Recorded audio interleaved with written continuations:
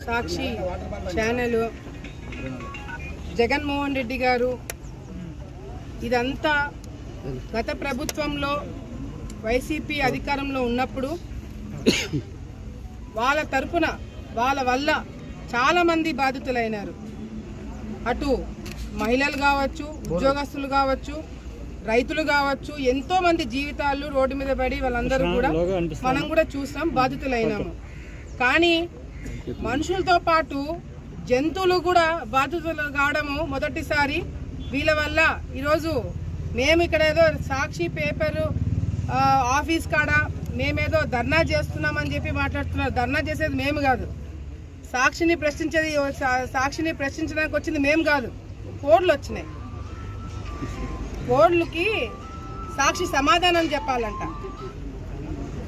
పాపం మేము దారిలో ఇట్లా పోతూ ఏందబ్బా సాక్షి పేపర్ ఆఫీస్ కాడ ఇంత పెద్ద ఏదో జనాలు ఉన్నారని చెప్పి వచ్చి చూస్తే మా వాళ్ళు కోళ్ళకి మద్దతు తెలపడానికి వచ్చినారంట.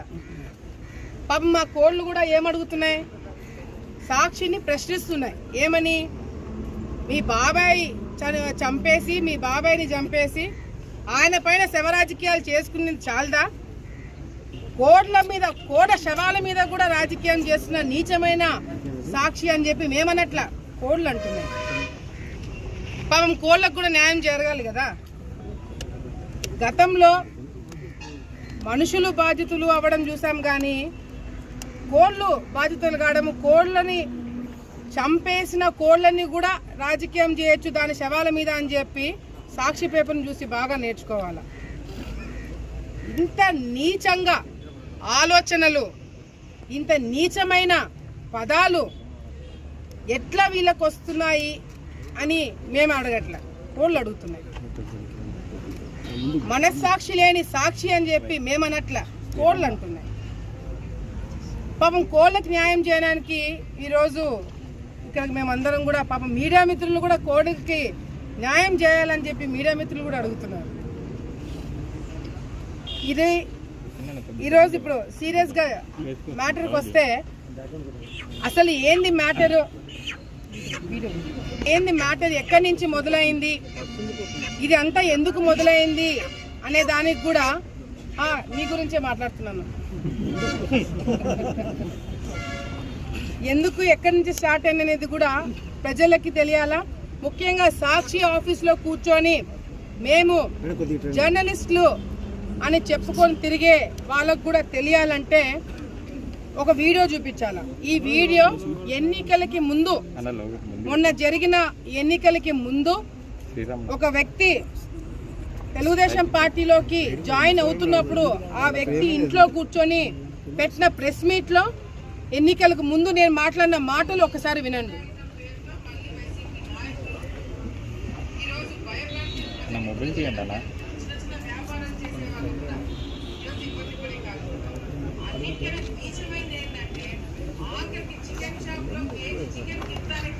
స్టార్ట్ పెట్టండి మేడం, ఫోన్ స్టార్ట్ పెట్టండి.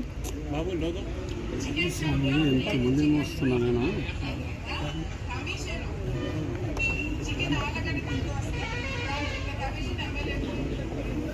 అడ్డం వస్తున్నా, ఫ్రేమ్ అడ్డం వస్తుంది. కొద్ది పైకి పెట్టినా ముందుకు రాండి సార్. నలుగురు మనది కాదు, ఎక్కువ మొబైల్స్ వాళ్ళు. బేసిక్లీ ఎన్నికలకి ముందు నేను ప్రతిపక్షంలో ఉన్నప్పుడు, వైసీపీ నాయకులు ఎమ్మెల్యేగా ఉన్నప్పుడు నేను ప్రెస్ మీట్ పెట్టి గతంలో వైసీపీ ఎమ్మెల్యేలు చికెన్ సెంటర్ల దగ్గర నుంచి కేజీకి 10 రూపాయలు 100 రూపాయలు డబ్బులు తీసుకుంటున్నారు అని చెప్పి నేను ప్రెస్ మీట్ పెట్టి మొనోపోలీగా ఒక్కరో లేదా ఇద్దరు డబ్బులు తీసుకుంటున్నారు, నేను అధికారంలోకి వచ్చిన తర్వాత ఆ మొనోపోలీని మేము బ్రేక్ చేసి పేపర్ రేటుకే చికెన్ రేట్ ఇప్పిస్తామని గతంలో నేను ప్రెస్ మీట్ పెట్టి చెప్పడం జరిగింది.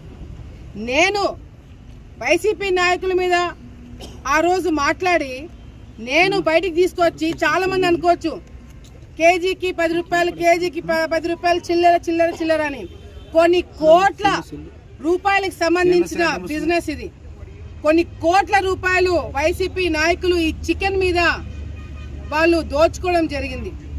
నెలకి 1,00,000 కేజీలు మీద వాళ్ళు 100 రూపాయలు సంపాదించుకున్నారు. అంటే ఒకసారి లెక్కలేయండి, 1 కోటి రూపాయలు నెలకి. ఆ విధంగా దాన్ని బ్రేక్ చేస్తానని చెప్పి నేను ప్రెస్ మీట్ పెట్టి మాట్లాడి, ఎవరైతే చచ్చిపోయిన కోడ్లని మళ్ళీ దాన్ని కట్ చేసి ప్రజలకు అందజేస్తున్నారని చెప్పి నేను మొదటి నుంచి పోరాటం చేస్తుంటే, వాళ్ళ షాపులు నేను మూపించానని చెప్పి ఈరోజు సాక్షి పేపర్లో నీచమంగా మా గురించి మాట్లాడి రాస్తున్నారు.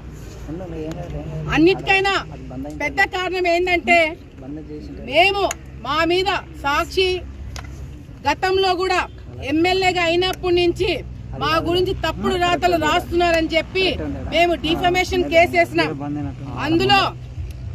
అందులో భాగంగానే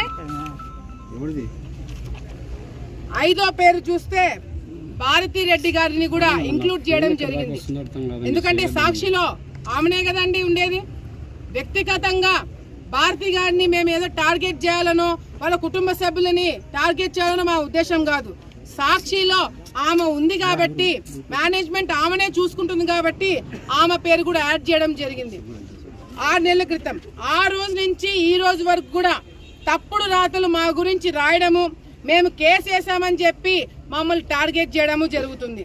కానీ వాళ్ళలాగా ఇదే వైసీపీ ప్రభుత్వం అధికారంలో ఉండింటే, ఒకవేళ వేరే వ్యక్తిగతంగా భారతీ గారిని మేము ఏదో టార్గెట్ చేయాలనో వాళ్ళ కుటుంబ సభ్యులని టార్గెట్ చేయాలనో మా ఉద్దేశం కాదు.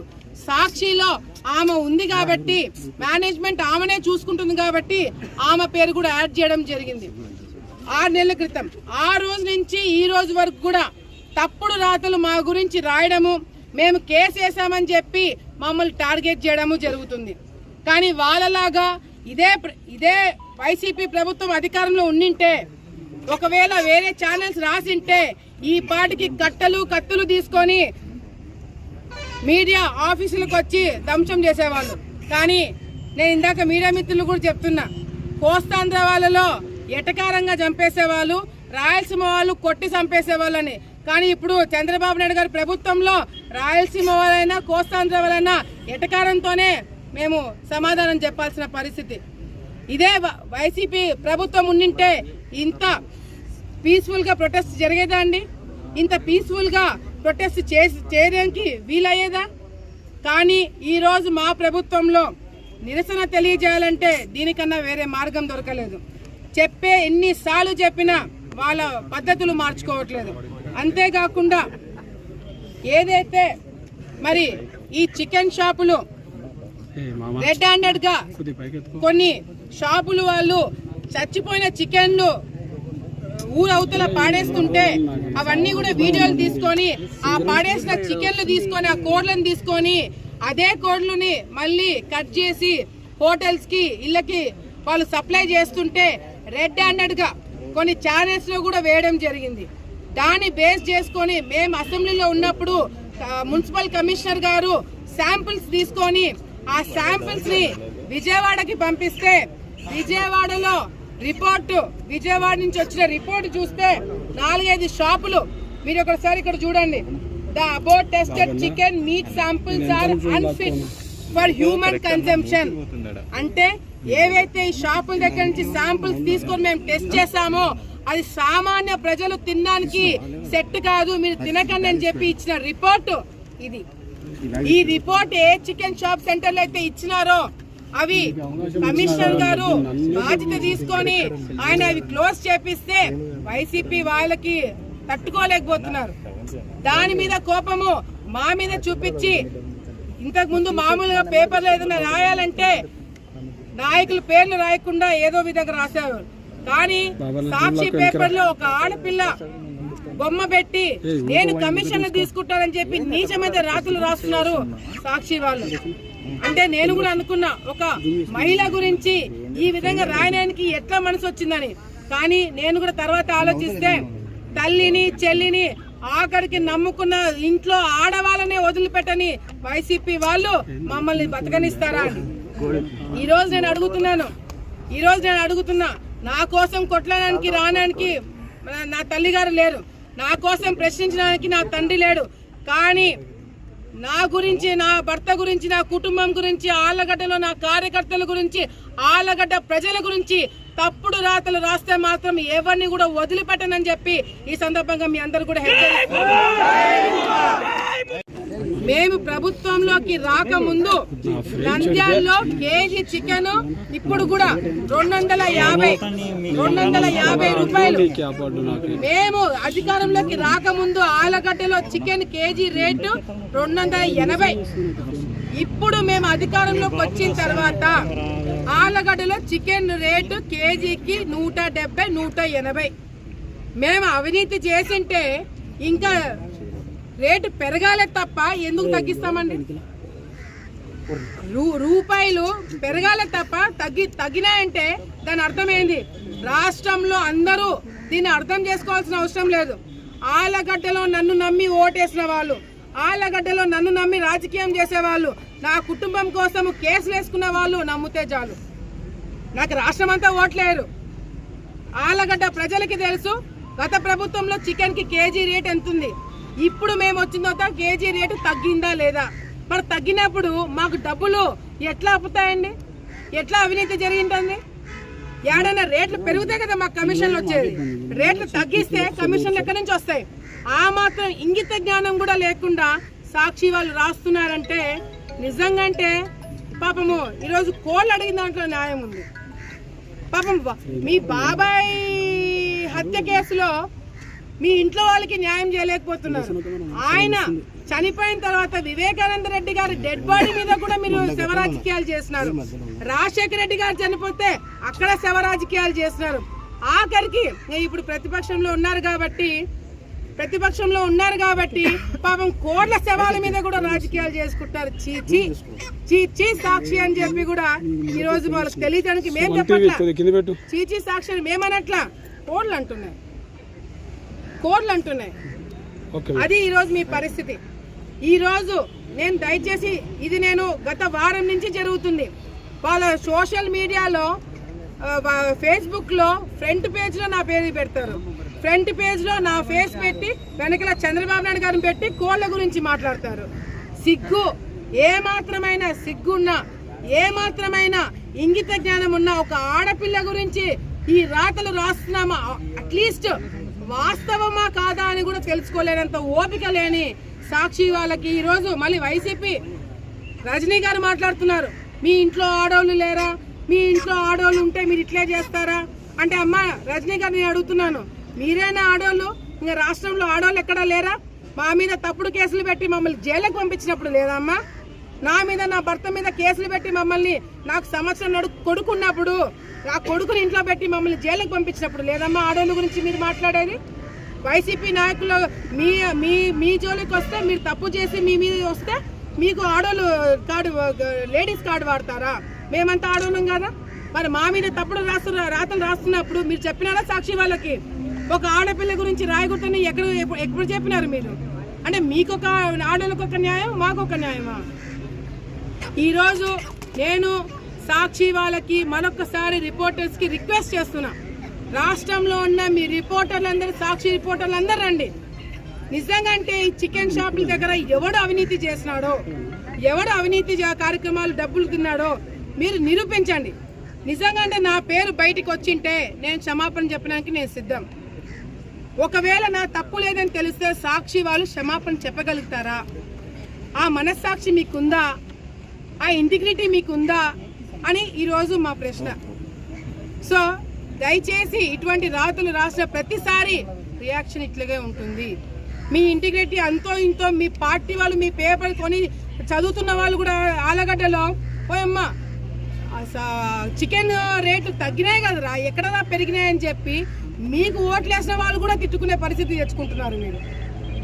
సో దయచేసి ఇటువంటి రాతలు రాసినప్పుడు సాక్షి వాళ్ళు మరొకసారి, ఇప్పుడు కూడా చెప్తున్నా, గతంలో ఉన్న చికెన్ రేటుకి ఇప్పటికి తగ్గింది.